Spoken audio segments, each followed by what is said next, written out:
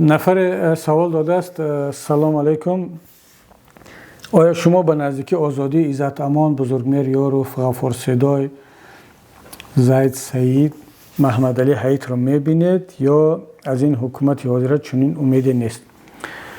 برادر گرامی، از این حکومت چنین امید نیست. نه، این حکومت به هیچ وجه اینا را آزاد نخواهد کرد، چون از اینها میترسد.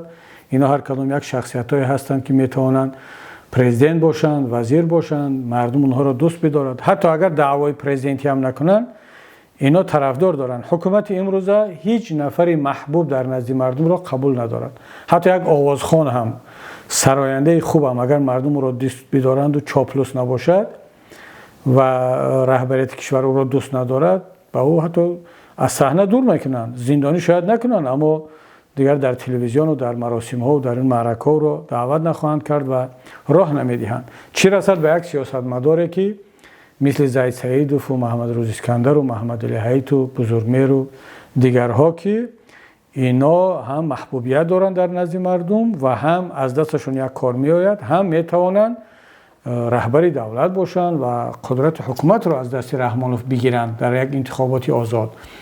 بنابراین همین من از این حکومت امید ندارم، باوری هم ندارم، ولی امید دارم، باور دارم که این برادران آزاد میشوند. اما چگونه آزاد میشوند؟ توسط خودی مبارزه مردم، مبارزه من و شما.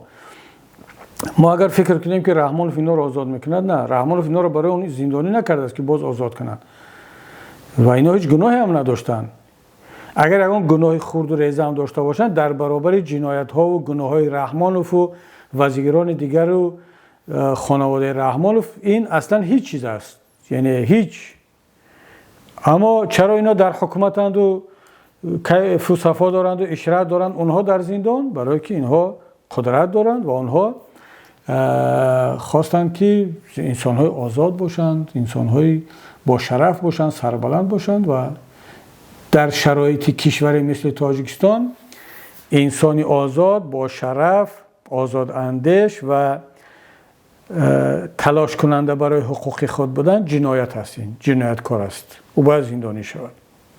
بنابر همین اگر ما و شما برادر عزیز میخواهیم که این بزرگواران، برادران عزیز و مظلومی که نام بر کردی اینها رو در آزادی ببینیم و بعضیش رو در قدرت ببینیم، حداقل بعضیشون در نزد زن و فرزند و خویش تبار باشند، یک راه داریم، اینم مبارزه، باز هم مبارزه و باز هم مبارزه.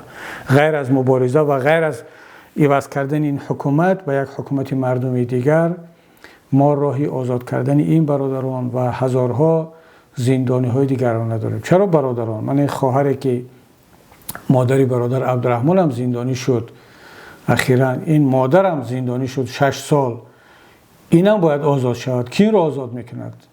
غیر از من و شما، غیر از مردمی آزاداندیش و مبارز در داخل کشور، هیچ کس دیگر. اگر شما به امید باشد که امام علی رحمان میکند، نه، امام علی رحمان شاید یک مدت باز اینا نگه میدارد و بعد به خاطر آن که باز خیلی خواهر ظرافا را کردند، بعد از آن که مجبوری اقرار کرد و از زبانش چندین حرفا را کشیده گرفتند، بعد گویا که پرزیدنت به خاطر مادر و زن بودنش عفو کرد، ولی نه، او در عوض آن که او را مجبور کردن که علیه من، علیه حزب نهضت اسلامی تاجیکستان و بسیاری از نفرها مجبورش کردن حرفای بگوید و علاج دیگر هم نداشت و فکر میکنم راه یگانه هم همین بود، زیرا با اون مریضی که خواهر ظرفا داشت و حالا خودتان آگاه هستید که خداوند شفا بدهد و گرفتاری مریضی سرطان هست در زندان که البته دیگر او را از دست میدادیم و خوبم کرد که این کار را کرد و خود را آزاد کرد که حالا حداقل امکان دارد که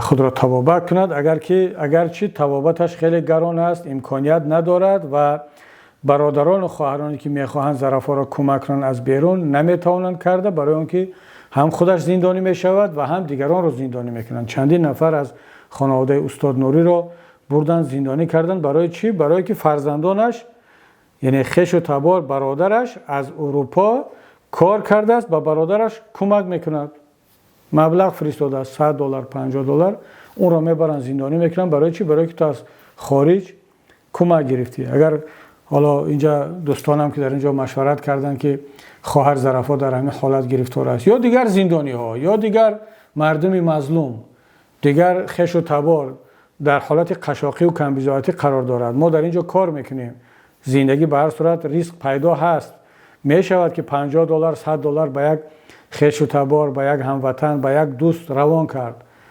اما او را امام علی رحمان زندانی میکند، میگه شما از خارج پول گرفتید.